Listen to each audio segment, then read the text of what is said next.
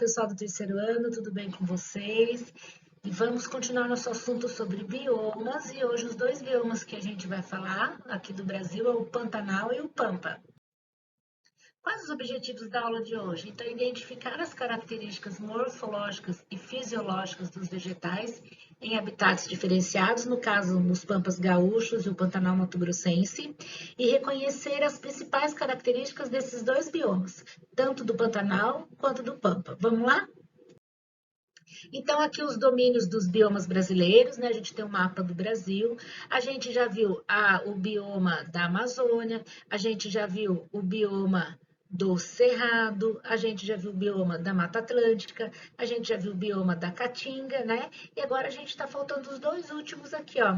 Os Pampas Gaúchos, lá no Rio Grande do Sul, e o do Pantanal, aqui, tá certo? Então, vamos falar um pouquinho sobre o Pantanal, essa regiãozinha aqui, que ocupa aproximadamente 210 mil quilômetros quadrados, cerca que mais da metade, mais ou menos 140 mil quilômetros, está dentro do nosso território e ocupa a região centro-oeste, ou seja, ele pega parte do Mato Grosso e Mato Grosso do Sul. O que tem de característico nesse bioma do Pantanal, né? É um bioma que ele é conhecido pela questão de alagações na maior parte da sua extensão em algumas épocas do ano, né? Em uma determinada época do ano. O que facilita isso? A localidade desse bioma e o relevo baixo, que faz com que ele fique inundado em épocas e períodos de chuva.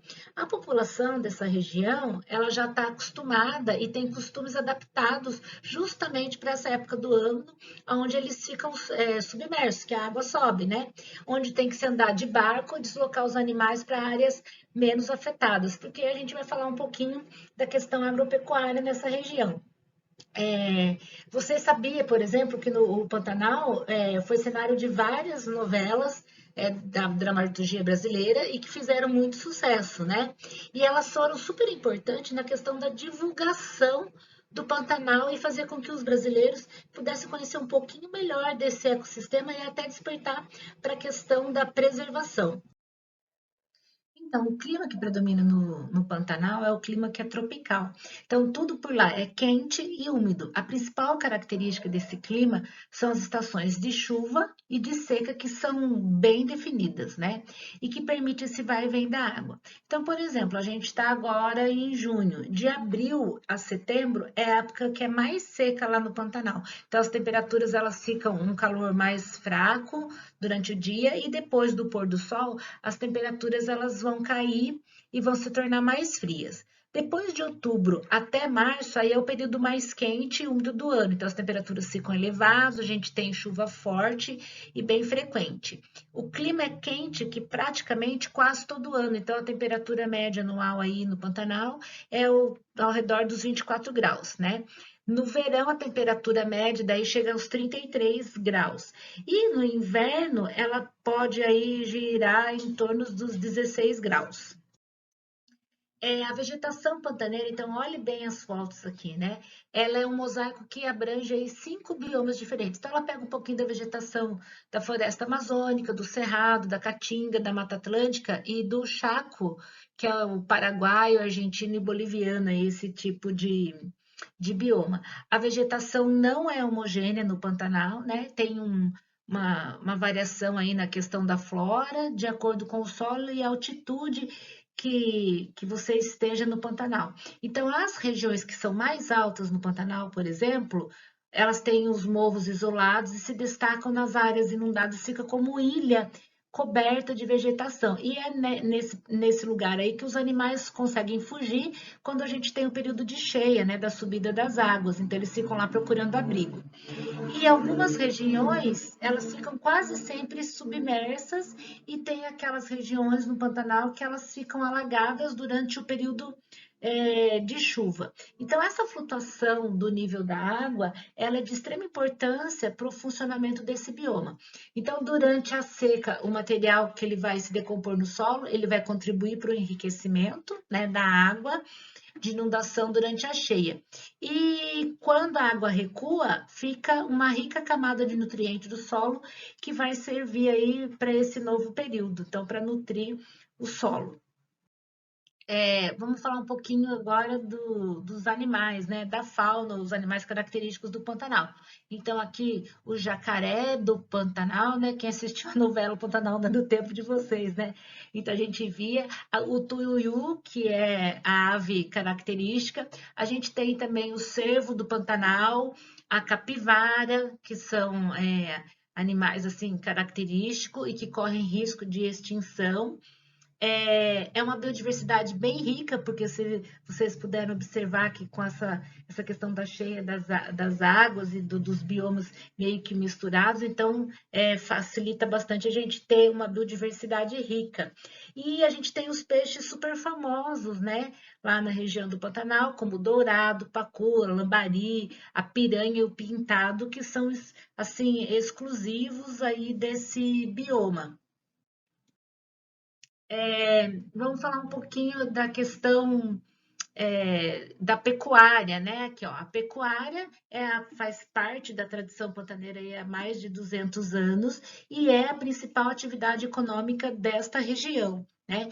A gente tem também a pesca, só que existe problema com a pesca predatória, a gente tem problema também com a caça ilegal e a mineração, que quando exploram demais acabam contaminando as águas pantaneiras.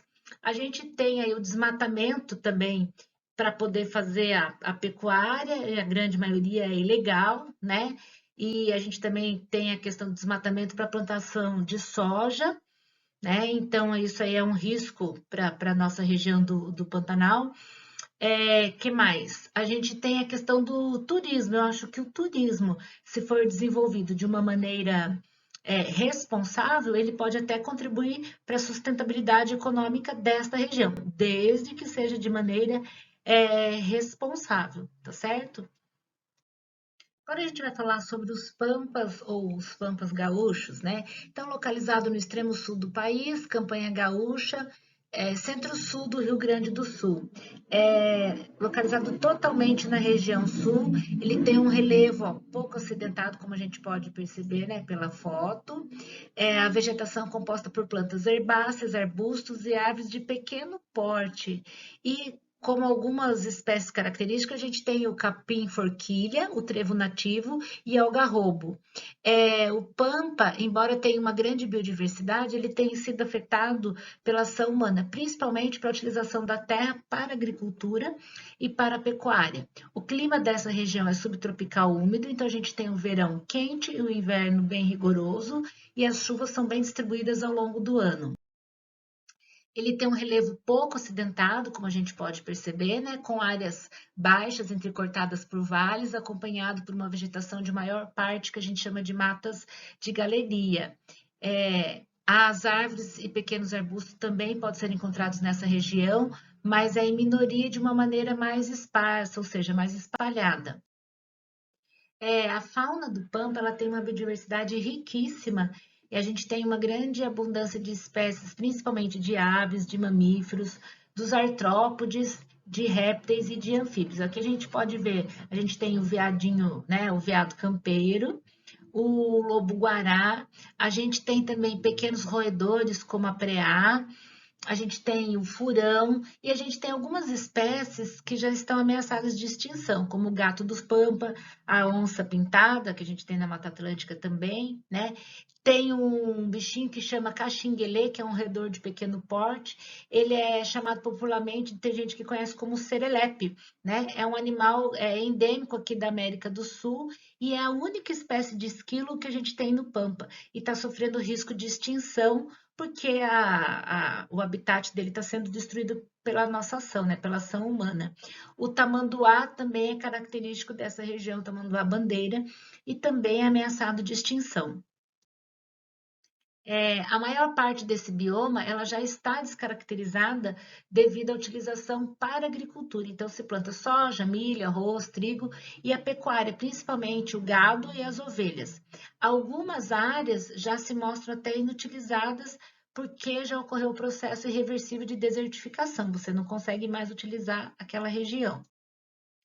E o que a gente pode fazer para amenizar? Né? Então, a gente pode ter o consumo consciente, sustentável, então eu só tiro aquilo que realmente eu vou usar, né? A agricultura familiar, então, produz para o próprio consumo, fazer produto orgânico, fazer não, utilizar produtos orgânicos para a gente diminuir o uso de agrotóxico para que não vá poluindo o solo, contaminando, né?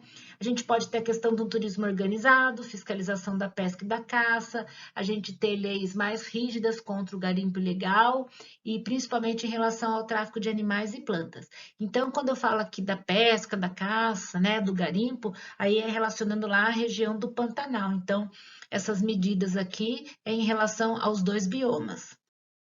E a habilidade que a gente trabalhou nessa aula foi reconhecer as principais características do desenvolvimento das angiospermas. Espero que vocês tenham gostado de saber um pouquinho mais sobre os nossos biomas e até a próxima.